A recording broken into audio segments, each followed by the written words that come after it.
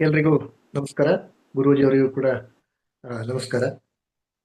ಇವತ್ತು ಒಂದು ವಿಶೇಷವಾದಂಥ ವಿಷಯ ಸಂಗಡ ನಿಮ್ಮ ಜೊತೆ ನಾನಿದ್ದೀನಿ. ಕಳೆದ 2 ತಿಂಗಳು ಶಿವ, ರಾಮ, ಕೃಷ್ಣ ಇವರುಗಳು ವೈಯಕ್ತಿಕ, ಕುಟುಂಬ ಮತ್ತು ಸಮಾಜಕ್ಕೆ ಹೇಗೆ ಸಂಕೇತಗಳು ಅನ್ನೋದನ್ನ ತಮ್ಮೊಂದಿಗೆ ಹಂಚಿಕೊಳ್ಳಿಕ್ಕಾಗಿತ್ತು. ಆ ವಿಷಯ ನಿಮ್ಮ ಜೊತೆಗೆ ಹಂಚಿಕೊಳ್ತಾ ನಾನು ಒಂದಷ್ಟು ವಿಷಯ ತಿಳ್ಕೊಳ್ಳಿಕ್ಕೆ ಸಾಧ್ಯ ಆಗಿತ್ತು. ಇವತ್ತಿಂದ ಇನ್ನೊಂದು ರೀತಿಯ ಶಿವನನ್ನು ನೆನಪು ಮಾಡಿಕೊಳ್ಳುವಂಥ ಸಮಯ. ಅಂದ್ರೆ ಆ, ವಿಷಯವನ್ನು ಆಮೇಲೆ ಬರ್ತೀನಿ. ಅದಕ್ಕಿಂತ ಮೊದಲು ಹಾಡಿನಿಂದ ಆರಂಭ ಮಾಡ್ತೀನಿ. ಸ್ವಾತಂತ್ರ್ಯ ಸ್ವಾಮಿತ್ವ ಸ್ವಬಲ ಸ್ವಾಧೀನತೆಯ ನಿಮ್ಮೆದೆಯ ಸತ್ವದುರಿ ಆರದಿರಲಿ. ಅಪಮಾನ ಸಹಿಸದಿಹ ಅಭಿಮಾನ ನಿಮಗಿರಲಿ. ನಿಮ್ಮೊಡನೆ ನಾವಿರಲಿ ಇಲ್ಲದಿರಲಿ. ಸ್ವಾತಂತ್ರ್ಯ ಸ್ವಾಮಿತ್ವ ಸ್ವಬಲ ಸ್ವಾಧೀನತೆಯ ನಿಮ್ಮೆದೆಯ ಸತ್ವದುರಿ ಆರದಿರಲಿ. ಭಗ್ನವಾಯಿತು ಕಾಯ, ದಗ್ಧವಾಯಿತು ಹೃದಯ, ನಗ್ನವಾಯಿತು ನಾಡು ನಮ್ಮೆದುರಿಗೆ. ತೀರಿಲ್ಲ ಋಣದ ಹೊರೆ ಮುಂದೆ ನೀವಾದರೂ. ತೀರಿಲ್ಲ ಋಣದ ಹೊರೆ ಮುಂದೆ ನೀವಾದರೂ. ಹಿಂದಿರುಗಿಸಿರಿ ಸಾಲ ಇತ್ತವರಿಗೆ. ಸ್ವಾತಂತ್ರ್ಯ ಸ್ವಾಮಿತ್ವ ಸ್ವಬಲ ಸ್ವಾಧೀನತೆಯ ನಿಮ್ಮೆದೆಯ ಸತ್ವದುರಿ ಆರದಿರಲಿ. ನಮ್ಮೆದೆಯ ತುಂಬಿದ್ದ ನಿಮ್ಮುಸುರಿನ ಕಾಂಕ್ಷೆ, ನಮ್ಮೊಡಲ ಸಂತಾನ ನಿಮಗೆ ಬರಲಿ. ಸೇಡುಗಳ ಪೂರೈಕೆ ಆದರ್ಶದಾರೈಕೆ. ಸೇಡುಗಳ ಪೂರೈಕೆ ಆದರ್ಶದಾರೈಕೆ. ಸತ್ಪುತ್ರ ಕರ್ತವ್ಯ ಮರೆಯದಿರಲಿ. ಸ್ವಾತಂತ್ರ್ಯ ಸ್ವಾಮಿತ್ವ ಸ್ವಬಲ ಸ್ವಾಧೀನತೆಯ ನಿಮ್ಮೆದೆಯ ಸತ್ವದುರಿ ಆರದಿರಲಿ. ಹರಿಯುತ್ತಿದೆ ನಿಮ್ಮೊಳಗೆ ನೆನಪಿರಲಿ ನಮ್ಮದೇ. ಪೂರ್ವಜರು ನಮಗಿತ್ತ ಶುದ್ಧರ ಕೂತ. ಅವರು ಬಾಳಿದ ಹಾಗೆ ನಾವು ಬದುಕಿದ ಹಾಗೆ. ಅವರು ಬಾಳಿದ ಹಾಗೆ ನಾವು ಬದುಕಿದ ಹಾಗೆ. ಬಾಳಿ ಬದುಕಿರಿ ನೀವು ನಿರುತನಗೂತ. ಸ್ವಾತಂತ್ರ್ಯ ಸ್ವಾಮಿತ್ವ ಸ್ವಬಲ ಸ್ವಾಧೀನತೆಯ ನಿಮ್ಮೆದೆಯ ಸತ್ವದುರಿ ಆರದಿರಲಿ. ನಿಮ್ಮೆದೆಯ ಸತ್ವದುರಿ, ನಿಮ್ಮೆದೆಯ ಸತ್ವದುರಿ ಆರದಿರಲಿ. ನಾನು ಈ ಹಾಡನ್ನ ಆಯ್ಕೆ ಮಾಡಿಕೊಳ್ಳಿಕ್ಕೆ ಒಂದು ವಿಶೇಷವಾದಂಥ ಕಾರಣ ಇದೆ. ನನ್ನಂತ ಹಲವು ಜನ ತರುಣರಿಗೆ ತುಂಬಾ ಪ್ರೇರಣೆ ಕೊಟ್ಟಂತ ಹಾಡುಗಳ ಪೈಕಿ ಇದು ಒಂದು. ದಿವಂಗತ ಶಿವರಾಮ್ ಅವರು ಬರೆದಂತ ಹಾಡು ಇದು. ಸ್ವಾತಂತ್ರ್ಯದ ಬಗ್ಗೆ ಮತ್ತು ಸ್ವಾತಂತ್ರ್ಯ ರಕ್ಷಣೆಯ ಬಗ್ಗೆ ಬಹಳ ಅದ್ಭುತವಾದಂಥ ವಿವರಣೆಗಳು ಈ ಹಾಡಿನ ಸಾಲಲ್ಲಿ ಬರೋದನ್ನು ನಾವು ಕಾಣ್ತೀವಿ. ಹಾಗಾಗಿ ಸ್ವಾತಂತ್ರ್ಯಕ್ಕೆ ಸ್ವತಂತ್ರ ಅನ್ನೋ ಅರ್ಥ ಇದೆಯಲ್ಲ, ನಮ್ಮದೇ ಆದಂಥ ತಂತ್ರ ಅಂತ. ಹಾಗೆ ನೋಡಿದ್ರೆ 1947ನೇ ಇಸ್ವಿಯಲ್ಲಿ ನಮಗೆ ಬಂದಿರುವಂತಹದ್ದು ಒಂದು ಅರ್ಥದಲ್ಲಿ ಸ್ವರಾಜ್ಯ ಮಾತ್ರ. ನಮ್ಮ ತಂತ್ರದಲ್ಲಿ ನಾವು ನಮ್ಮ ದೇಶವನ್ನು ಕಟ್ಕೊಂಡ್ವಾ ಅಂದ್ರೆ ಎಲ್ಲೋ ಒಂದ್ ಕಡೆಗೆ ಪ್ರಶ್ನೆ ಹಾಗೆ ಉಳಿದು ಬಿಡುತ್ತೆ, ಉತ್ತರ ಸಮರ್ಪಕವಾಗಿ ಸಿಗಲ್ಲ ಅನ್ನೋದು ಬಹುಜನರ ಅಭಿಪ್ರಾಯ. ನಮ್ಮ ತಂತ್ರದಲ್ಲಿ ನಾವು ಕಟ್ಕೊಳ್ಲಿಕ್ಕೆ ಆಗಿಲ್ಲ ಅಂತ ಇವತ್ತು ಹೇಳಿದಂತ ಈ ಹಾಡಲ್ಲಿ ಅದಕ್ಕೆ ಒಂದಷ್ಟು ಉತ್ತರ ಸಿಗುವಂತ ಪ್ರಯತ್ನ ಇದೆ. ಮತ್ತು ಇವತ್ತು ನಾನು ತಮ್ಮೊಂದಿಗೆ ಹಂಚ್ಕೋಬೇಕಾದಂತ ಈ ವಿಷಯ ಅದು ಕೂಡ ಒಂದು ರೀತಿಯಲ್ಲಿ ಸ್ವತಂತ್ರಕ್ಕೆ ಸಂಬಂಧಪಟ್ಟಿದ್ದೆ. ಅಂದ್ರೆ ನಮ್ಮನ್ನ ನಾವು ಹೇಗೆ ಬೆಳೆಸ್ಕೋಬೇಕು, ಅದು ವೈಯಕ್ತಿಕವಾಗಿರ್ಬೋದು ಅಥವಾ ಸಾಮಾಜಿಕ ಸಾಮೂಹಿಕವಾಗಿ ದೇಶ ದೃಷ್ಟಿಯಿಂದ ರಾಷ್ಟ್ರ ದೃಷ್ಟಿಯಿಂದ ನಮ್ಮ ಸಂಸ್ಕೃತಿ ನಮ್ಮ ಕಲೆ ಇಂಥ ಎಲ್ಲವನ್ನೂ ಕೂಡ ಉಳಿಸ್ಕೋಬೇಕಾದಂಥ ಹೊಣೆಗಾರಿಕೆ ನಮ್ದಲ್ವೇ? ಹಾಗಿದ್ರೆ ಅದಕ್ಕೆ ಯಾವುದು ಮಾನದಂಡ, ಯಾವುದು ಪ್ರೇರಣೆ, ಯಾವುದರ ಆಧಾರದಲ್ಲಿ ನಾವು ಅದನ್ನು ಕಟ್ಕೋಬೇಕು ಅನ್ನೋದಕ್ಕೆ ಇವತ್ತು ನಾನು ನಿಮ್ಮೊಂದಿಗೆ ಹಂಚಿಕೊಳ್ತಾ ಇರುವಂತ ಈ ವ್ಯಕ್ತಿ, ಅದು ವ್ಯಕ್ತಿ ಅಲ್ಲ, ಅದೊಂದು ಶಕ್ತಿ. ಅದು ಬಹುಶಃ ಅದು ಈ ಯುಗದ ಅವತಾರ ಅಂತ ಅನ್ಕೋತೀನಿ. ಯಾಕೆ ಅನ್ನೋದನ್ನ ಮುಂದಿನ ನಿಮಿಷಗಳಲ್ಲಿ ತಮ್ಮೊಂದಿಗೆ ಹಂಚಿಕೊಳ್ಳುತ್ತಾ ಪ್ರಯತ್ನ ಮಾಡ್ತೀನಿ. ಸುಮಾರು 130 ವರ್ಷಗಳ ಹಿಂದೆ ಚೆನ್ನೈಯಲ್ಲಿ, ಈಗಿನ ಚೆನ್ನೈ ಆಗಿನ ಮಡ್ರಾಸ್ ಅಲ್ಲಿ ಸಮುದ್ರ ತೀರದಲ್ಲಿ ಭಟ್ಟಾಚಾರ್ಯ ಅಂತ ಒಬ್ಬರು ಮನೆ, ಅಲ್ಲೊಬ್ಬರು ತರುಣ ಸನ್ಯಾಸಿ ದೇಶಾದ್ಯಂತ ಓಡಾಡ್ತಾ ಇದ್ರು. ಆ ಸನ್ಯಾಸಿ ಧ್ಯಾನಾಸಕ್ತರಾಗಿ ಕೂತಿದ್ರು. ಆ ಧ್ಯಾನದ ಸ್ಥಿತಿಯಲ್ಲಿ ಕುಳಿತಾಗ ಅವರ ಬಾಯಿಂದ ಅದ್ಭುತವಾದಂಥ ಹಾಡು ಹೊರಬೀಳುತ್ತೆ.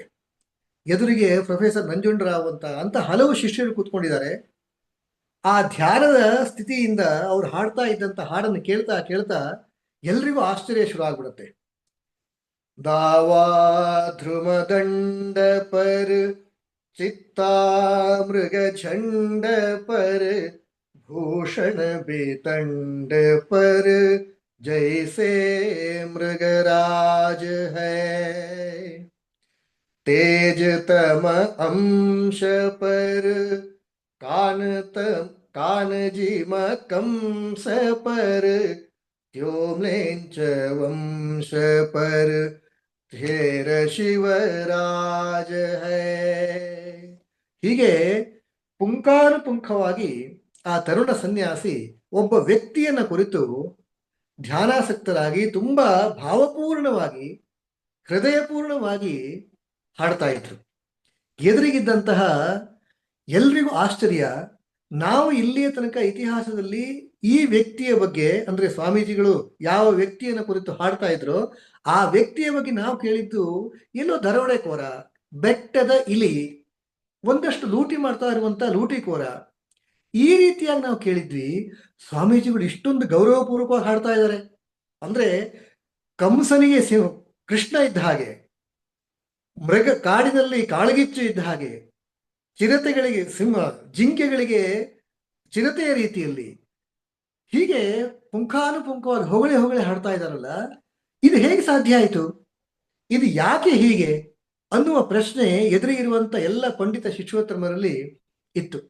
ಅದನ್ನೇ ಸ್ವಾಮೀಜಿಗಳು ಭಾವಪೂರ್ಣವಾಗಿ ಹಾಡ್ತಾ ಇದ್ದಾಗಲೇ ಪ್ರೊಫೆಸರ್ ನಂಜುಂಡರಾವ್ ಅಂತ ಕೇಳಿಯೇ ಬಿಡ್ತಾರೆ. ಸ್ವಾಮೀಜಿ, ನಾವೆಲ್ಲರೂ ಕೂಡ ಇಷ್ಟು ದಿವಸಗಳ ತನಕ ಈ ವ್ಯಕ್ತಿಯ ಬಗ್ಗೆ ಕೇಳಿದ್ದು ಈ ರೀತಿ ದರೋಡೆಕೋರ, ಒಬ್ಬ ಲೂಟಿಕೋರ, ಕಾಡಿನ ಇಲಿ, ಪುಕ್ಕಲ, ಮೋಸಗಾರ ಇಂಥದ್ದನ್ನು ಓದಿದ್ದೀವಿ, ನೀವು ನೋಡಿದ್ರೆ ಹಾಡಿ ಹೊಗಳ್ತಾ ಇದ್ದೀರಲ್ಲ ಅಂತ ಪ್ರೊಫೆಸರ್ ನಂಜುಂಡರಾವ್ ಅವರು ಆ ತರುಣ ಸನ್ಯಾಸಿಯನ್ನು ಪ್ರಶ್ನೆ ಮಾಡ್ತಾರೆ. ಆ ತರುಣ ಸನ್ಯಾಸಿಗೆ ಆ ಧ್ಯಾನದ ಭಂಗ ಆಗತ್ತೆ. ತಕ್ಷಣ ಹಾಡ್ತಾ ಇರೋದನ್ನು ನಿಲ್ಲಿಸ್ತಾರೆ, ಕಣ್ಣನ್ನು ತೆರೀತಾರೆ. ಕಣ್ಣಲ್ಲಿ ಕ್ರೋಧಾಗ್ನಿ ಇರುತ್ತೆ, ಕೋಪ ಇರುತ್ತೆ ಕಣ್ಣಲ್ಲಿ. ಕೋಪದಿಂದಲೇ ಎದುರಿಗಿರುವಂತಹ ಶಿಷ್ಯಂದ್ರನ್ನ, ವಿಶೇಷವಾಗಿ ನಂಜುಂಡರಾಯರನ್ನ ಉದ್ದೇಶಿಸಿ ಹೇಳ್ತಾರೆ. ಅವರೇ ಹೇಳಿದಂತ ಮಾತನ್ನ ನಾನು ಓದುವಂತ ಪ್ರಯತ್ನ ಮಾಡ್ತೀನಿ. ಛೀ, ನಾಚಿಕೆಯಾಗದೆ ನಿನಗೆ, ಅಂಥ ಪರಮ ತೇಜಸ್ವಿ ಮಹಾಪರಾಕ್ರಮಿ ಧರ್ಮ ಪುರುಷನ ಬಗ್ಗೆ ಎಂಥ ಅಭದ್ರವಾದ ಮಾತುಗಳನ್ನು ಆಡುತ್ತಿರುವೆ.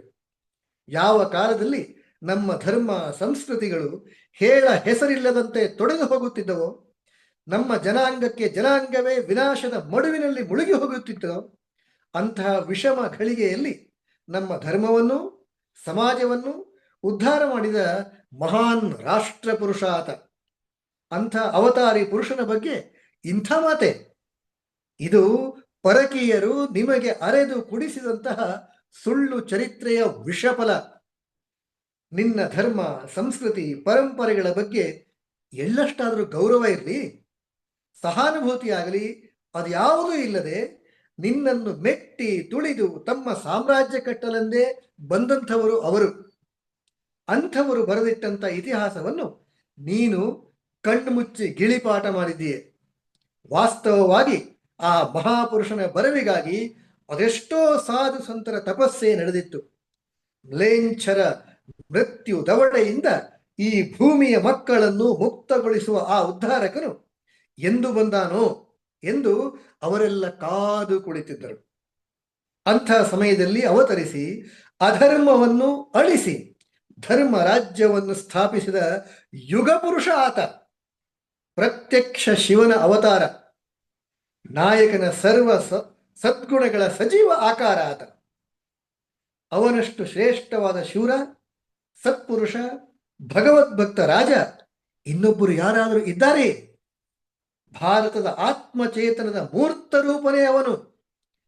ಭಾರತದ ಭವಿತವ್ಯದ ಆಶಾದೀಪ ಅವನು. ತರುಣ ಸನ್ಯಾಸಿ ಶಿಷ್ಯರೆಲ್ಲರ ಎದುರಿಗೆ ಇಷ್ಟು ಗಂಭೀರವಾಗಿ ಮಾತುಗಳ ಮೇಲೆ ಮಾತುಗಳನ್ನು ಹೇಳ್ತಿದ್ದಾರೆ. ಇಡೀ ಸಭೆ, ಎದುರಿಗಿದ್ದಂಥ ಶಿಷ್ಯಗಣ ಎಲ್ಲರೂ ಸ್ತಂಭೀಭೂತರಾಗ್ಬಿಡ್ತಾರೆ. ಯಾರವನು ಹಾಗಿದ್ರೆ?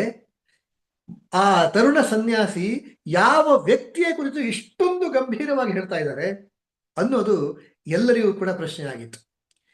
ಪ್ರಶ್ನೆ ಆಗಿತ್ತು ಅಂದ್ರೆ ಯಾವ ಆಧಾರದಲ್ಲಿ ಸ್ವಾಮೀಜಿಗಳು ಇದನ್ನು ಹೇಳ್ತಾ ಇದ್ದಾರೆ ಅನ್ನುವ ಪ್ರಶ್ನೆ ಅವರೆಲ್ಲರಿಗೂ ಇತ್ತು. ಸ್ವಾಮೀಜಿಯವರ ಈ ಮಾತುಗಳಿಂದ ಇಡೀ ಶಿಷ್ಯ ಸಮೂಹ ಎದುರಿಗಿದ್ದಂಥವರಿಗೆ ಒಂದಂತೂ ಅರ್ಥ ಆಗಿತ್ತು. ನಾವು ಯಾವ ವ್ಯಕ್ತಿಯನ್ನ ದರೋಡೆಕೋರ, ಲೂಟಿಕೋರ, ಬೆಟ್ಟದ ಇಲಿ ಅಂತ ಇತಿಹಾಸದ ಮೂಲಕ ತಪ್ಪಾಗಿ ಓದ್ಕೊಂಡಿದ್ದೀವೋ ಅದು ತಪ್ಪು ಅನ್ನುವ ಒಂದು ವಾಸ್ತವ ಪ್ರಜ್ಞೆಗೆ ಎದುರಿಗಿರುವಂಥ ಶಿಷ್ಯಗಣ ಬಂದಿತ್ತು. ಆ ಸ್ವಾಮೀಜಿ ಮುಂದುವರೆದು ಹೇಳ್ತಾರೆ, ಅಂತಹ ಮಹಾಪರಾಕ್ರಮಿ ಎಲ್ಲೋ ಒಂದು ಸಾರಿ ಅದೃಷ್ಟದ ಫಲವಾಗಿ ಹುಟ್ಟುತ್ತಾರೆ ಅಂತ ಹೇಳ್ತಾ ಸ್ವಾಮೀಜಿ ಆ ಯುಗ ಪುರುಷನ ಬಗ್ಗೆ, ಆ ಯುಗಾವತಾರಿಯ ಬಗ್ಗೆ ನಾನು ನಿಮಗೆ ಹೇಳುವಂತ ಪ್ರಯತ್ನ ಮಾಡ್ತೀನಿ ಅಂತ ಹೇಳ್ತಾರೆ. ಶಿಷ್ಯರ ಅಪೇಕ್ಷೆಯ ಮೇರೆಗೆ ಶಿಷ್ಯರೆಲ್ಲರೂ ಕೇಳ್ತಾರೆ ಕೂಡ, ಸ್ವಾಮೀಜಿ ಇಷ್ಟೆಲ್ಲವನ್ನು ಹೇಳ್ತಾ ಇದ್ದೀರಾ, ಆ ಯುಗ ಪುರುಷನ ಬಗ್ಗೆ ಇನ್ನಷ್ಟು ನೈಜ ವಿವರವನ್ನ, ನಿಜವಾದ ಇತಿಹಾಸವನ್ನ ದಯವಿಟ್ಟು ನಮಗೆ ತಿಳಿಸಿ ಅಂತ ಕೇಳ್ಕೊಳ್ತಾರೆ. ಆ ಪ್ರಯತ್ನವನ್ನೇ ನಾನು ಇವತ್ತು ಮಾಡ್ತಾ ಇದ್ದೀನಿ. ಹಾಗಿದ್ರೆ ಆ ಯುಗ ಪುರುಷ ಯಾರು? ಆ ಸನ್ಯಾಸಿ ಯಾರು? ಇದೆರಡೂ ಕೂಡ ಬಹಳ ಮುಖ್ಯವಾದಂಥದ್ದು. ಆ ತರುಣ ಸನ್ಯಾಸಿ ಬೇರೆ ಯಾರು ಅಲ್ಲ. ಬಹುಶಃ ಇವತ್ತು ನಾನು ನಿಮ್ಮೊಂದಿಗೆ ಮಾತಾಡ್ತಾ ಇದ್ದೀನಿ, ಪೂಜ್ಯ ಗುರುಗಳು ನಮ್ಮೆಲ್ಲರನ್ನು ಒಟ್ಟಿಗೆ ಸೇರಿಸಿದ್ದಾರೆ. ಇದೆಲ್ಲದಕ್ಕೂ ಪ್ರೇರಣೆ ಕೊಟ್ಟಂಥವ್ರು ಅದೇ ತರುಣ ಸನ್ಯಾಸಿಯೇ. ಅಂದ್ರೆ ಆ ತರುಣ ಸನ್ಯಾಸಿಯ ಪ್ರೇರಣೆಯಿಂದಲೇ ಇಂಥ ನೂರಾರು ಒಳ್ಳೆಯ ಕೆಲಸಗಳು ದೇಶಾದ್ಯಂತ, ಜಗತ್ತಿನಾದ್ಯಂತ ನಡೀತಾ ಇದೆ. ಭಾರತವನ್ನ ಒಂದು ಕಾಲಘಟ್ಟದಲ್ಲಿ ಭಾರತವನ್ನಾಗಿ ಉಳಿಸಿದಂತ, ಭಾರತದ ಆತ್ಮಚೇತನವನ್ನ ಬಡಿದೆಬ್ಬಿಸಿದಂತಹ ಆ ತರುಣ ಸನ್ಯಾಸಿ ತಮಗೆಲ್ಲರಿಗೂ ಅರ್ಥ ಆಗಿರ್ಬೋದು. ಅವರೇ ಸ್ವಾಮಿ ವಿವೇಕಾನಂದರು. ಸ್ವಾಮಿ ವಿವೇಕಾನಂದರು ಹಾಗಿದ್ರೆ ಯಾರ ಬಗ್ಗೆ ಇಷ್ಟೊಂದು ಹೊಗಳಿ ಮಾತಾಡ್ತಾ ಇದ್ರು? ಆ ವಿಶೇಷವಾದಂಥ ವ್ಯಕ್ತಿತ್ವ, ಆ ಶಕ್ತಿ, ಅದೇನೆ ಛತ್ರಪತಿ ಶಿವಾಜಿ ಮಹಾರಾಜರು. ಯಾಕೆ ಹೀಗೆ ಹೇಳಿದರು ಅನ್ನೋದನ್ನ ಈ ಅವಧಿಯಲ್ಲಿ ಮತ್ತು ಮುಂದಿನ ಒಂದೆರಡು ಅವಧಿಯಲ್ಲಿ ತಿಳ್ಕೊಳ್ಳುವಂತ ಪ್ರಯತ್ನವನ್ನು ಮಾಡೋಣಂತೆ. ಶಿವಾಜಿ ಕುರಿತು ವಿವೇಕಾನಂದರು ಅವರು ಮಾತ್ರ ಇದನ್ನು ಹೇಳಿತಲ್ಲ, ಯಾರ್ಯಾರು ನೈಜ ಇತಿಹಾಸವನ್ನು ತಿಳ್ಕೊಂಡಿದ್ರು ಅವರೆಲ್ಲರ ಅಭಿಪ್ರಾಯ ಇದೇ ಆಗಿತ್ತು. ಬರೀ ಭಾರತದಲ್ಲಿ ಮಾತ್ರ ಅಲ್ಲ, ವಿದೇಶಗಳಲ್ಲಿಯೂ ಕೂಡ ಯಾರ್ಯಾರು ಶಿವಾಜಿಯನ್ನ ಅಥವಾ ನೈಜ ಇತಿಹಾಸವನ್ನು ಅಧ್ಯಯನ ಮಾಡಿದ್ರೋ ಅಂಥವರ ಎಲ್ಲರ ಅಭಿಪ್ರಾಯವೂ ಇದೇ ಆಗಿತ್ತು. ಗಮನಿಸಿ, ಎರಡು ಮೂರು ಉದಾಹರಣೆಯನ್ನ, ಇಬ್ಬರು ಮೂರು ವ್ಯಕ್ತಿಗಳ ಮುಖಾಂತರ ಹೇಳೋ ಪ್ರಯತ್ನ ಮಾಡ್ತೀನಿ. ಸ್ವಾತಂತ್ರ್ಯ ಸೇನಾನಿ, ಒಂದು ಅರ್ಥದಲ್ಲಿ ಈ ದೇಶದ ಮೊದಲನೇ ಪ್ರಧಾನಿ ಅಂತ ಡಾಕ್ಟರ್ ಜಿ ಬಿ ಹರೀಶ್ ಅವರು ಹೇಳೋದು. ಅವರು ನೇತಾಜಿ ಸುಭಾಷ್ ಚಂದ್ರ ಬೋಸರು. ಅವರು ಒಂದು ಕಡೆ ಉಲ್ಲೇಖ ಮಾಡ್ತಾರೆ, ಏನಂತ, ಈ ದೇಶ ಆರಾಧನೆ ಮಾಡಬಹುದಾದಂತ ಅಥವಾ ಆದರ್ಶ ಪುರುಷ ಅಂತ ನಾವು ಯಾರಾದ್ರೂ ಸ್ವೀಕಾರ ಮಾಡಬೇಕು ಅಂತಾದ್ರೆ ಅಂತಹ ಏಕಮಾತ್ರ ಆದರ್ಶ ಪುರುಷ ಅದು ಛತ್ರಪತಿ ಶಿವಾಜಿ ಅಂತ. ಇದು ಸುಭಾಷ್ ಚಂದ್ರ ಹೇಳಿದಂತ ಮಾತು. ಸ್ವಾತಂತ್ರ್ಯ ವೀರ ಸಾವರ್ಕರರು ಕೂಡ ಇದೇ ಮಾತನ್ನ ಇನ್ನೊಂದು ರೀತಿಯಲ್ಲಿ ಕೃತಿರೂಪಕ್ಕೆ ತರ್ತಾರೆ. ಅವರು ಅಭಿನವ ಭಾರತ ಕ್ರಾಂತಿಕಾರಿ ಸಂಘಟನೆಯನ್ನು ಕಟ್ಟಿದ್ರು. ಇಂಗ್ಲೆಂಡಲ್ಲೇ ಇದ್ಕೊಂಡು ತರುಣರನ್ನ ಬ್ರಿಟಿಷರ ವಿರುದ್ಧ ಎತ್ತಿ ಕಟ್ತಾ ಇದ್ರು. ಅಂದ್ರೆ ಭಾರತದ ಸ್ವಾತಂತ್ರ್ಯ ಪರವಾಗಿ ಪ್ರಚೋದನೆಗೊಳಿಸ್ತಾ ಇದ್ರು. ಅಲ್ಲಿ ಈ ತರುಣ ಸಂಘಟನೆ ಇತ್ತಲ್ಲ, ಆ ತರುಣ ಸಂಘಟನೆ ಕ್ರಾಂತಿಕಾರಿಗಳಿಗೆ ಪ್ರತಿಜ್ಞೆಯನ್ನು ಬೋಧಿಸ್ತಾ ಇದ್ರು. ಪ್ರತಿಜ್ಞಾ ವಿಧಿ ಆಗ್ತಾ ಇತ್ತು. ಆ ಪ್ರತಿಜ್ಞಾ ವಿಧಿಯ ಸ್ವೀಕಾರ ಕಾರ್ಯಕ್ರಮ ಏನಿರುತ್ತೆ, ಆ ಸ್ವೀಕಾರ ಕಾರ್ಯಕ್ರಮದಲ್ಲಿ ಯಾರು ಪ್ರತಿಜ್ಞೆಯನ್ನು ಸ್ವೀಕರಿಸ್ತಾರೋ ಅಂಥವರು ಒಂದು ಭಾವಚಿತ್ರದ ಎದುರು ನಿಂತು ಪ್ರತಿಜ್ಞೆಯನ್ನು ಸ್ವೀಕಾರ ಮಾಡಬೇಕಾಗಿತ್ತು. ಯಾರ ಭಾವಚಿತ್ರ ಅದು? ಇವರೇ, ಛತ್ರಪತಿ ಶಿವಾಜಿ ಮಹಾರಾಜರು. ಛತ್ರಪತಿ ಶಿವಾಜಿ ಮಹಾರಾಜರ ಎದುರು, ಭಾವಚಿತ್ರದ ಎದುರು ನಿಂತ್ಕೊಂಡು ಸಾವರ್ಕರ್ ಅವರು ತರುಣ ಕ್ರಾಂತಿಕಾರಿಗಳಿಗೆ ಭಾರತಕ್ಕೋಸ್ಕರ ತಾನು ಕೆಲಸ ಮಾಡ್ತೀನಿ ಅನ್ನುವಂಥ ಪ್ರತಿಜ್ಞೆಯನ್ನು ಕೊಡ್ತಾ ಇದ್ರು. ತರುಣ ಕ್ರಾಂತಿಕಾರಿಗಳು ಛತ್ರಪತಿ ಶಿವಾಜಿ ಮಹಾರಾಜರ ಭಾವಚಿತ್ರದ ಎದುರು ನಿಂತು ಪ್ರತಿಜ್ಞೆಯನ್ನು ಸ್ವೀಕಾರ ಮಾಡ್ತಾ ಇದ್ರು. ಅದ್ಭುತವಾದಂಥ ವಿಚಾರಗಳು, ಅದ್ಭುತವಾದಂಥ ವ್ಯಕ್ತಿತ್ವ.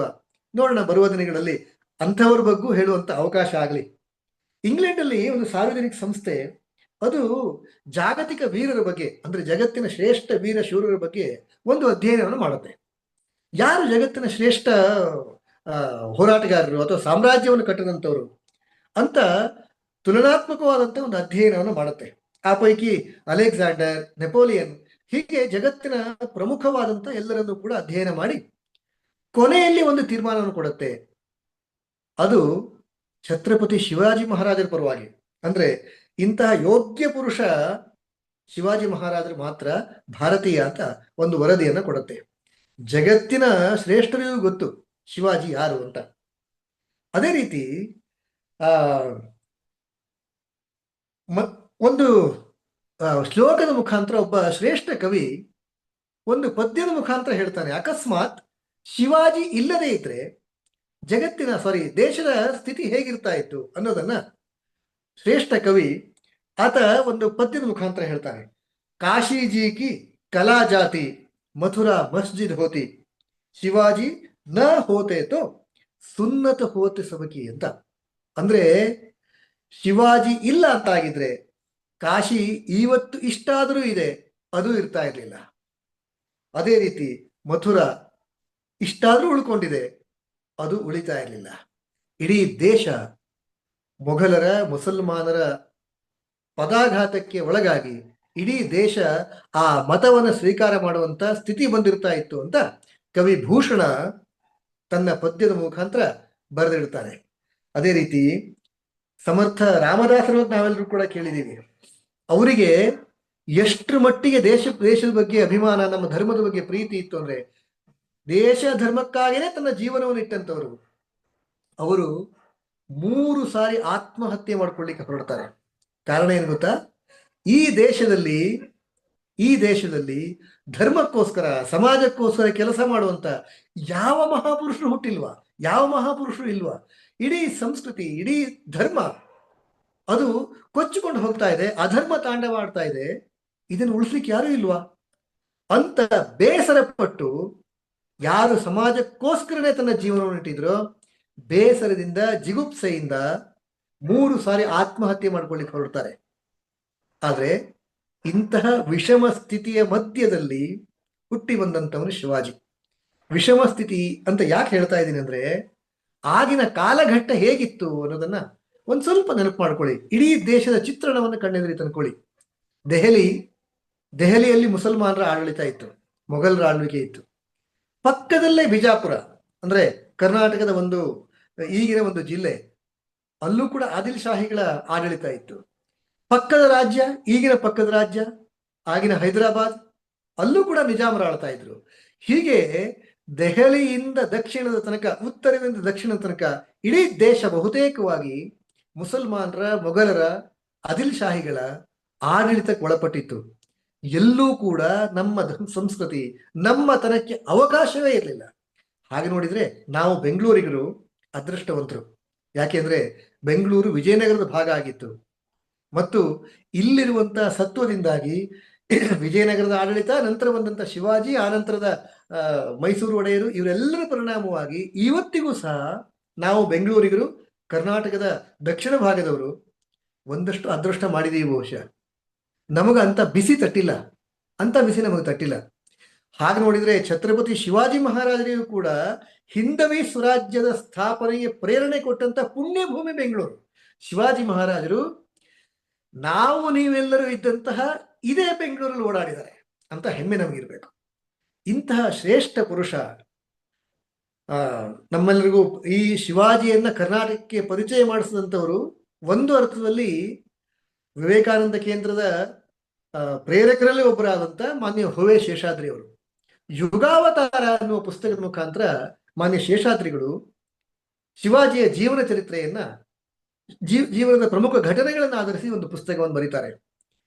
ಆ ಪುಸ್ತಕದಲ್ಲಿ ಅವರೇ ಹೇಳುವಂತ ಮಾತು, ಶಿವಾಜಿಯ ಜೀವನದ ಈ ಪುಸ್ತಕಕ್ಕೆ ನಾನು ಯುಗಾವತಾರ ಅಂತ ಹೆಸರಿಟ್ಟಿದ್ದೀನಿ. ಯುಗಾವತಾರ ಅಂದಾಗ ಸಾಮಾನ್ಯವಾಗಿ ದೇವರ ನೆನಪಾಗತ್ತೆ.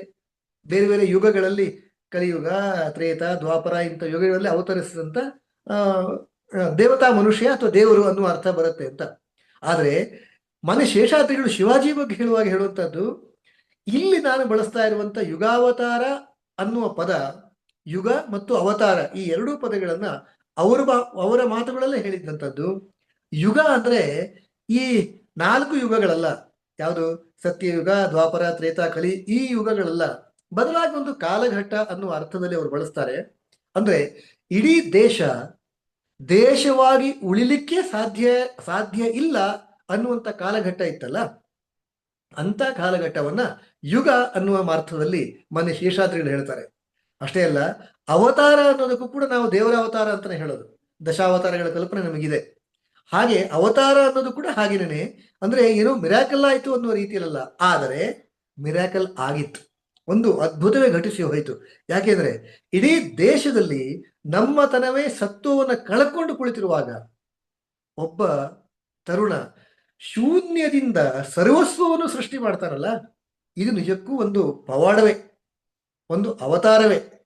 ಆ ಅರ್ಥದಲ್ಲಿ ಹುವೆ ಶೇಷಾದ್ರಿಗಳು ಯುಗಾವತಾರ ಅನ್ನುವ ಅರ್ಥದಲ್ಲಿ ಶಿವಾಜಿಯನ್ನ ಸಂಬೋಧಿಸ್ತಾರೆ. ಶಿವಾಜಿಯ ಜೀವನದ ಬಗ್ಗೆ ಬರೆದಿರುವಂತ ಯುಗಾವತಾರ ಪುಸ್ತಕ, ಈ ಪುಸ್ತಕಕ್ಕೆ ಅವರು ಅದೇ ಹೆಸರು ನೀಡ್ತಾರೆ. ಅಂದ್ರೆ ಯುಗಾವತಾರ ಅಂದ್ರೆ ಈ ರೀತಿಯಲ್ಲಿ ಅಂತ. ಹಾಗೆ ಯುಗಾವತಾರಿಯೇ ಶಿವಾಜಿ. ನಾನು ಆಗಲೇ ಹೇಳಿದಂತೆ ಇಡೀ ದೇಶಾದ್ಯಂತ ನಮ್ಮ ತನಕ್ಕೆ ಎಲ್ಲೂ ಅವಕಾಶವೇ ಇರಲಿಲ್ಲ. ಅವಕಾಶ ಇರಲಿಲ್ಲ ಏನು, ಸ್ತ್ರೀಯರು ಗೌರವದಿಂದ ಬದುಕುವಂತ ಸಾಧ್ಯತೆಗಳೇ ಇರಲಿಲ್ಲ, ಪುರುಷರು ಅಷ್ಟೇ. ಅಂತಹ ಸ್ಥಿತಿಯಲ್ಲಿ ನಾವಿದ್ವಲ್ಲ. ಇಡೀ ದೇಶದಲ್ಲಿ ಅಕಸ್ಮಾತ್ ದೇಶದ ಪರವಾಗಿ, ಧರ್ಮದ ಪರವಾಗಿ ಮಾತಾಡ್ತಾರೆ ಅಂತಾದ್ರೆ ಅಂಥವ್ರನ್ನ ನಡು ರಸ್ತೆಯಲ್ಲಿ ಕತ್ತರಿಸಿ ಹಾಕುವಂತ ಸ್ಥಿತಿ ಆವತ್ತಿತ್ತು. ನಾವು ಯಾವುದನ್ನ ಪೂಜ್ಯ ಅಂತ ಭಾವಿಸ್ತೀವೋ, ಗೋವನ್ನ, ಮಾತೆಯರನ್ನ, ಅಂತ ಯಾರಿಗೂ ಕೂಡ ನಿಜವಾದ ಬದುಕಿಗೆ ಅರ್ಥವೇ ಇಲ್ಲದಿರುವಂತ ಒಂದು ಸ್ಥಿತಿ ಇಡೀ ದೇಶಾದ್ಯಂತ ನಿರ್ಮಾಣ ಆಗಿತ್ತು. ಅಂತಹ ಸಮಯದಲ್ಲಿ ಶಿವಾಜಿಯ ಅವತಾರ ಆಗಿದ್ದು ಎಷ್ಟರ ಮಟ್ಟಿಗೆ ಅಂತ ದುಸ್ಥಿತಿಯಂತೆ ಇತ್ತು ಅಂದ್ರೆ, ಸ್ವತಃ ಶಿವಾಜಿಯ ತಂದೆ ಅವರಿಗೂ ಕೂಡ ಅಂತ ಪರಾಕ್ರಮಿ ಆಗಿದ್ರು. ಬೆಂಗಳೂರು ಅವರ ಕೈಯಲ್ಲೇ ಇತ್ತು. ಅಷ್ಟಾದಾಗಲೂ ಕೂಡ ಶಿವಾಜಿಯ ತಂದೆಗೂ ಕೂಡ ತಾನು ಒಂದು ಸ್ವರಾಜ್ಯವನ್ನ, ಒಂದು ಸ್ವತಂತ್ರ ರಾಜ್ಯವನ್ನ, ಸಾಮ್ರಾಜ್ಯವನ್ನು ಕಟ್ಟಬೇಕು ಅಂತ ಅವ್ರಿಗೆ ಅನಿಸಲಿಲ್ಲ. ಬದಲಾಗಿ ಬಿಜಾಪುರದ ಆದಿಲ್ ಶಾಹಿಯ ಸಾಮಂತರಾಗಿ ಅವರು ಖುಷಿಯನ್ನು ಪಟ್ಟರು. ಬಹುಶಃ ಪರಿಸ್ಥಿತಿ ಹಾಗಿತ್ತೇನೋ ಅಂತ ಸಮಾಧಾನ ಮಾಡ್ಕೋಣ. ಆದ್ರೆ ಒಂದು ಪುಣ್ಯದ ಕೆಲಸ ಅವರಿಂದ ಆಗಿದ್ದೇನೆಂದ್ರೆ, ತನ್ನ ಮಗ ಶಿವಾಜಿ ಅವನನ್ನ ಸ್ವತಂತ್ರವಾಗಿ ಬೆಳೆಸಿದ್ರು. ಆ ರೀತಿ ಯೋಚನೆ ಮಾಡೋದಕ್ಕೆ, ಆ ರೀತಿ ಚಿಂತನೆಯಲ್ಲಿ ಮುನ್ನಡೆಯೋದಕ್ಕೆ ಅವಕಾಶವನ್ನು ಮಾಡಿಕೊಟ್ರು. ಶಿವಾಜಿ ತನ್ನ ತಾಯಿಯ ಗರ್ಭದಲ್ಲಿದ್ದಾಗ ತಾಯಿ ಜಿಜಾಮಾತೆಗೆ ಯಾವ ರೀತಿಯ ಕನಸು ಕಂಡಿರಬೇಕು. ಸಾಮಾನ್ಯವಾಗಿ ಹೆಣ್ಮಕ್ಳಿಗೆ ಅವರು ಮಗುವನ್ನ ಹೊಟ್ಟೆಯಲ್ಲಿ ಹೊತ್ಕೊಂಡಿರುವಾಗ ಮಾತೆಯರಿಗೆ ಒಂದು ಸಾಮಾನ್ಯವಾಗಿ ಆಸೆ ಆಗತ್ತಂತೆ. ಸಾಮಾನ್ಯ ವಾಡಿಕೆಯಲ್ಲಿ ಬಂದಿರುವಂಥದ್ದು, ಮಾವಿನಕಾಯಿ ತಿನ್ಬೇಕು ಅಥವಾ ಹುಳಿ ತಿನ್ಬೇಕು, ಕೆಮ್ಮಣ್ಣು ತಿನ್ಬೇಕು, ಎಲ್ಲೋ ಹೊರಗಡೆ ಓಡಾಡ್ಬೇಕು, ಈ ತರದೆಲ್ಲ ಬಯಕೆಗಳಾಗ್ತಾವಂತೆ. ಆದ್ರೆ ಆ ರಾಜಮಾತೆ ಜೀಜಾಬಾಯಿಯ ಬಯಕೆಗಳು ಎಂಥವಿದ್ದು? ಖಡ್ಗವನ್ನು ಹಿಡಿದು ಹೋರಾಡಬೇಕು, ಕವಚವನ್ನು ಧರಿಸಿ ಹೋರಾಡಬೇಕು, ದೂರದಲ್ಲಿ ಕಾಣ್ತಾ ಇರುವಂತ ಕೋಟೆ ಕೊತ್ತಲಗಳನ್ನು ಗೆಲ್ಲಬೇಕು, ಅದರ ಮೇಲೆ ಭಗವದ್ ಧ್ವಜವನ್ನು ಹಾರಾಡಿಸ್ಬೇಕು. ಈ ದೇಶದಲ್ಲಿ ಯಾರು ದುಷ್ಟರು ಪಟಿಂಗರು ಆಡಳಿತ ನಡೆಸ್ತಿದ್ದಾರೆ ಅಂಥವರ ಸಂಹಾರ ಆಗಬೇಕು. ಈ ರೀತಿಯ ಕನಸು ಆ ಮಾತೆ ಜೀಜಾಬಾಯಿಗೆ ಬೀಳ್ತಾ ಇದ್ದಂತೆ. ಯಾಕೆ ಅಂದ್ರೆ ಅವರ ಹೊಟ್ಟೆಯಲ್ಲಿ ಬೆಳೀತಾ ಇರುವಂಥದ್ದು ಸಾಮಾನ್ಯ ಶಿಶು ಅಲ್ವಲ್ಲ, ಸಾಮಾನ್ಯ ಮಗು ಅಲ್ವಲ್ಲ. ಅದು ಇಡೀ ದೇಶಕ್ಕೆ ಹೊಸ ಬೆಳಕನ್ನ ಕೊಟ್ಟಂತ ಮಗುವಾಗಿತ್ತು. ಹಾಗಾಗಿ ಅಂತಹ ಕನಸೇ ಅವ್ರಿಗೆ ಬೀಳ್ಬೇಕು ತಾನೆ, ಬೇರೆ ಯಾವ ರೀತಿ ಕನಸು ಬೀಳ್ಲಿಕ್ಕೆ ಸಾಧ್ಯ ಇದೆ? ಮತ್ತು ಸ್ವತಃ ಜೀಜಾಮಾತೆ ಆ ರೀತಿಯ ಕನಸು ಕಂಡಿದ್ದರ ಪರಿಣಾಮವಾಗಿ ಶಿವಾಜಿಯ ಜನನ ಆಗ್ಲಿಕ್ಕೆ ಸಾಧ್ಯ ಆಯಿತು. ನಾವು ಅಭಿಮನ್ಯು ಬಗ್ಗೆ ಕೇಳ್ತೀವಲ್ಲ, ಅಭಿಮನ್ಯು ತಾಯಿಯ ಗರ್ಭದಲ್ಲಿದ್ದಾಗಲೇ ಚಕ್ರವ್ಯೂಹ ಭೇದಿಸುವಂತ ತಂತ್ರವನ್ನ ಕಲ್ತ್ಕೊಂಡ್ಬಂದ ಅಂತ ಕೇಳ್ತೀವಲ್ಲ, ಹಾಗೆ ತಾಯಿಯ ಗರ್ಭದಲ್ಲಿರುವಾಗಲೇ ಶಿವಾಜಿ ಮಹಾರಾಜ್ ತಾಯಿಯ ಗರ್ಭದಿಂದಲೇ ಈ ದೇಶ, ಈ ಸಂಸ್ಕೃತಿ, ಈ ಧರ್ಮ ಇದನ್ನ ಉಳಿಸೋದಕ್ಕೋಸ್ಕರನೇ ಏನು ಬೇಕೋ ಅಂತ ಎಲ್ಲವನ್ನೂ ಆತ ಹೃದ್ಗತ ಮಾಡಿಕೊಂಡು ತನ್ನ ಜೀವದಲ್ಲಿ ತುಂಬಿಕೊಂಡು ಭೂಮಿಗೆ ಬಂದಂತ ಪುರುಷ. ಹಾಗಾಗಿ ತಾಯಿ ಜೀಜಾಮಾತೆ ಸಾಮಾನ್ಯ ಮಾತೆ ಅಲ್ಲ, ಅವಳು ಬಹುಶಃ ಹೇಗೆ ಶ್ರೀಕೃಷ್ಣನಿಗೆ ಜನ್ಮ ಕೊಟ್ಟಂತ ಮಾತೆ ಹೇಗಿದ್ಲು, ರಾಮನಿಗೆ ಜನ್ಮ ಕೊಟ್ಟಂತ ಮಾತೆ ಹೇಗಿದ್ಲು, ಅದೇ ರೀತಿಯಲ್ಲಿ ಜೀಜಾಮಾತೆಯೂ ಕೂಡ ಶಿವಾಜಿಗೆ ಜನ್ಮ ಕೊಟ್ಟಂತ ಅಂತ ಶ್ರೇಷ್ಠ ಮಾತೆ ಅಂತ ಅನ್ಕೋತೀನಿ ನಾನು. ಹೀಗೆ ಶಿವಾಜಿಯ ಜನನ ಆದಾಗಿಂದನೂ ಕೂಡ ಸುಲಭದ ಅಥವಾ ಜನನದ ಆ ಒಟ್ಟು ವಾತಾವರಣವೇ ಶಿವಾಜಿಯ ಹಿಂದವೇ ಸ್ವರಾಜ್ಯ ಸ್ಥಾಪನೆಗೆ ಯಾವುದೇ ಪೂರಕವಾದಂಥ ವಾತಾವರಣ ಇರಲಿಲ್ಲ. ಅಂತ ಸಮಯದಲ್ಲಿ ಶಿವಾಜಿ ಸರ್ವಸ್ವವನ್ನು ನಿರ್ಮಾಣ ಮಾಡಿದರು. ಶಿವಾಜಿ ಜನನ ಆದಾಗ ಬೆಂಗಳೂರಲ್ಲೇ ಒಂದಷ್ಟು ವರ್ಷಗಳ ಕಾಲ ಇದ್ರು. ಆದರೆ ಬೆಂಗಳೂರಿಗಿಂತ ಪುಣೆಯಲ್ಲಿ ಹೆಚ್ಚಿನ ಅವಕಾಶಗಳಿದೆ ಮತ್ತು ಸ್ವತಂತ್ರವಾಗಿ ಬದುಕೋದಕ್ಕೆ ಅವಕಾಶಗಳಿದೆ ಅಂತ ಕಂಡುಕೊಂಡಂತ ಶಿವಾಜಿಯ ತಂದೆ ಅವರು ಶಿವಾಜಿಯನ್ನ ಮತ್ತು ಒಂದಷ್ಟು ಪುಟ್ಟ ಸೈನ್ಯವನ್ನು, ಜೊತೆಗೆ ಶಿವಾಜಿಯ ಗುರುವಾಗಿ 80 ವರ್ಷದ ತರುಣ ಅವನ ದಾದಾಜಿ ಕೊಂಡದೇವ ಅವರ ಜೊತೆಗೆ ಪುಣೆ ಕಳಿಸ್ಕೊಡ್ತಾರೆ. ಅಲ್ಲಿರುವಂತ 8-10 ಮಾಳವ ಪ್ರದೇಶಗಳು, ಆ ಪ್ರಾಂತಗಳನ್ನ ಗಮನಿಸಬೇಕು ಅಂತ ಹೇಳ್ತಾರೆ. ಅಲ್ಲಿ ದಾದಾಜಿ ಕೊಂಡದೇವರ ನೇತೃತ್ವದಲ್ಲಿ ಶಿವಾಜಿ ಒಂದು ರೀತಿ ಆಳ್ವಿಕೆ ಶುರುವಾಯಿತು ಅಂತ ಹೇಳ್ಬೋದು. ಹಾಗೆ ಶುರುವಾಗುತ್ತೆ. ಒಮ್ಮೆ ಬೆಂಗಳೂರಿಗೆ ಬಂದಾಗ ತಂದೆಯ ಜೊತೆಗೆ ಬಿಜಾಪುರಕ್ಕೆ ಹೋಗುವಂತ ಅವಕಾಶ ಸಿಗತ್ತೆ. ಬಿಜಾಪುರದ ಆದಿಲ್ ಶಾಹಿಯ ಅಡಿಯಲ್ಲಿ ಸಾಮಂತರಾಜರಾಗಿ ಶಿವಾಜಿ ತಂದೆ ಕೆಲಸ ಮಾಡ್ತಾ ಇದ್ರಲ್ಲ, ಹಾಗಾಗಿ ತಂದೆಯ ಜೊತೆಗೆ ಶಿವಾಜಿ ಹೋಗ್ತಾನೆ. ಎಂಥ ವೈಭವ ಅದು ಬಿಜಾಪುರದಲ್ಲಿ. ಸ್ವತಃ ಆದಿಲ್ ಶಾಹಿ ಎದುರಿಗೆ ಕೂತ್ಕೊಂಡಿದ್ದಾನೆ. ಅವನಿಗೆ ಹೋಗಿ ಮುಜರೆ ಸಲ್ಲಿಸಬೇಕು, ತಲೆಬಾಗಿ ಗುರ್ನಿಸಾತ್ ಮಾಡಬೇಕು. ಅದು ಆಗಿನ ಪದ್ಧತಿ. ಯಾರೇ ಎದುರಿಗೆ ಬಂದರೂ ಕೂಡ ಮಹಾರಾಜರ ರೀತಿಯಲ್ಲಿ, ಅಥವಾ ನಿಮಗೆ ತಾವು ಸರೆಂಡರ್ ಆಗಿದ್ದೀವಿ, ನಿಮ್ಮ ಅಧೀನರಾಗಿ ನಡ್ಕೋತೀವಿ ಅಂತ ಶಿವಾಜಿಯ ತಂದೆಯೂ ಅದೇ ರೀತಿ ನಡ್ಕೊಂಡ್ರು. ಮತ್ತು ಮಗನಿಗೆ ಬೆನ್ ತಡ್ತಾ ಇದ್ರಂತೆ, ಮಗು ಬೇಗ ಬೇಗ ನಮಸ್ಕಾರ ಮಾಡು, ಬೇಗ ಬೇಗ ಸಲಾಮ್ ಮಾಡು, ಕುರ್ನಿಸಾತ್ ಮಾಡು ಅವರಿಗೆ. ಶಿವಾಜಿ 10 ವರ್ಷದ ತರುಣ, 10 ವರ್ಷದ ಬಾಲಕ, ತಲೆಯನ್ನು ಕೂಡ ಬಾಗಿಸಲ್ಲ, ತಲೆ ಎತ್ತಿ ನಿಂತ್ಕೊಂಡಿದ್ದ. ಅದನ್ನ ನೋಡಿದಂತ ಆದಿಲ್ ಶಾ ಹೇಳ್ತಾನಂತೆ, ಅಯ್ಯೋ ಪುಟ್ಟ ಮಗು ಬಿಡಿ, ಏನು ಅರ್ಥ ಆಗಲ್ಲ, ಅದಕ್ಕೆ ಕರ್ಕೊಂಡೋಗಿ ಪರವಾಗಿಲ್ಲ ಅಂತ ಹೇಳ್ತಾನಂತೆ. ಆದ್ರೆ ಶಿವಾಜಿ ಮನಸ್ಸಲ್ಲಿ ಬರ್ತಾ ಇದ್ದಂತ ಭಾವನೆಗಳೇ ಬೇರೆ ಇತ್ತು. ಬಹುಶಃ ಏನದು? ತಾನು ತಲೆಬಾಗುವುದು ತಾಯಿಗೆ ಮಾತ್ರ, ತಾನು ತಲೆಬಾಗುವುದು ತಾಯಿ ಭಾರತಿಗೆ ಮಾತ್ರ, ತಾನು ತಲೆಬಾಗುವುದು ಸಜ್ಜನರಿಗೆ ಮಾತ್ರ, ತಾನು ತಲೆಬಾಗುವುದು ಇಲ್ಲಿಯ ಸಂಸ್ಕೃತಿ, ಇಲ್ಲಿಯ ಧರ್ಮಕ್ಕೆ ಮಾತ್ರ.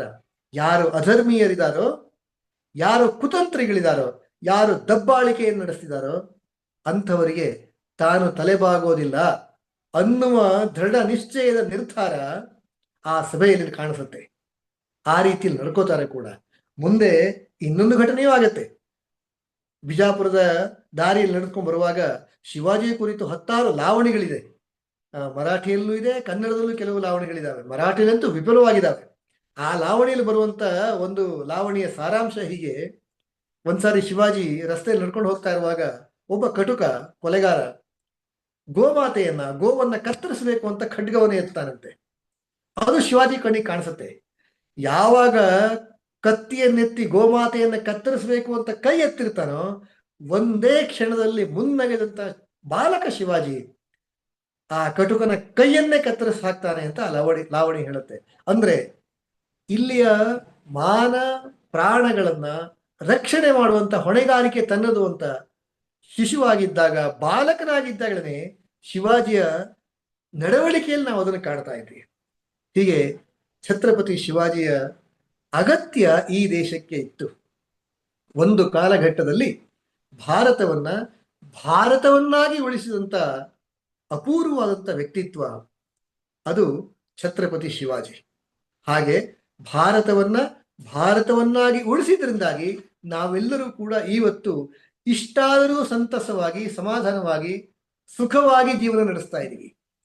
ಇಂತಹ ಎಲ್ಲದಕ್ಕೂ ಕಾರಣ ಆದಂಥವನು ಒಂದು ಕಾಲಘಟ್ಟದಲ್ಲಿ ಛತ್ರಪತಿ ಶಿವಾಜಿ. ಆತ ಖಂಡಿತವಾಗಿಯೂ ಒಂದು ಯುಗದ ಅವತಾರವೇ, ಶಿವನ ಅವತಾರವೇ ಅಂತ ಅನ್ಕೊಳ್ಳಿ. ಹಾಗೆ ಇವತ್ತು ನನ್ನ ಮಾತುಗಳಿಗೆ ಪೀಠಿಕೆಯ ರೂಪದಲ್ಲಿ ಇಷ್ಟನ್ನು ಹೇಳಿದ್ದೀನಿ. ಹಾಗಿದ್ರೆ ಶಿವಾಜಿ ಅಂತ ಯಾವುದನ್ನು ಸಾಧಿಸಿದ, ಅಂತ ಮಹನೀಯತೆ ಏನು? ಅಥವಾ ನಾವು ಕೂಡ ನಮ್ಮ ಇತಿಹಾಸದ ಪುಸ್ತಕದಲ್ಲಿ ಓದ್ತೀವಲ್ಲ, ಛತ್ರಪತಿ ಶಿವಾಜಿ, ಅದರಲ್ಲಿ ಅರ್ಧ ಪುಟದಷ್ಟು ಭಾವಚಿತ್ರ, ತಲೆಗೊಂದು ಟೋಪಿ ಹಾಕೊಂಡಿರುವಂತ, ಉದ್ದನೆ ಕಿರೀಟ ಹಾಕೊಂಡಿರುವಂತ ಒಂದು ಭಾವಚಿತ್ರ, ಪಕ್ಕದಲ್ಲಿ ಒಂದು ಖಡ್ಗ ಕಾಣಿಸುತ್ತೆ. ಅವನ ತಂದೆ ತಾಯಿ ಯಾವತ್ತು ಹುಟ್ಟದ, ಯಾವತ್ತು ಸತ್ತ, ಇಷ್ಟು ಮಾತ್ರ ಶಿವಾಜಿನ? ಸ್ವಾಮಿ ವಿವೇಕಾನಂದರು ಯಾವ ಆಧಾರದಲ್ಲಿ ಶಿವಾಜಿಯನ್ನು ಆ ಮಟ್ಟಿಗೆ ಹೊಗಳಿದರು? ನೇತಾಜಿ ಸುಭಾಷ್ ಚಂದ್ರ ಬೋಸ್ ಅವರು, ಸಾವರ್ಕರ್ ಅವರು, ಯಾಕಾಗಿ ಇಂಥವರೆಲ್ಲರೂ ಕೂಡ ಛತ್ರಪತಿ ಶಿವಾಜಿಯನ್ನ ಆ ಮಟ್ಟಿನ ಎತ್ತರದ ಸ್ಥಾನದಲ್ಲಿ ಕೂರಿಸಿದ್ರು ಅನ್ನೋದನ್ನ ಮುಂಬರುವಂತ ಅವಧಿಗಳಲ್ಲಿ ನಾವು ತಿಳ್ಕೊಳ್ತಾ ಹೋಗೋಣ. ಇದನ್ನು ತಿಳ್ಕೊಳ್ಳುವಿಗೆ ನನಗೂ ಒಂದು ಸದಾವಕಾಶ ಇದೆ ಅಂತ ಅನ್ಕೋತೀನಿ. ತಮ್ಗೆಲ್ಲರಿಗೂ ಕೂಡ ಇವತ್ತಿನ ಅವಧಿಯಲ್ಲಿ ಪಾಲ್ಗೊಂಡಿದ್ದಕ್ಕಾಗಿ ನಮಸ್ಕಾರ, ಧನ್ಯವಾದ.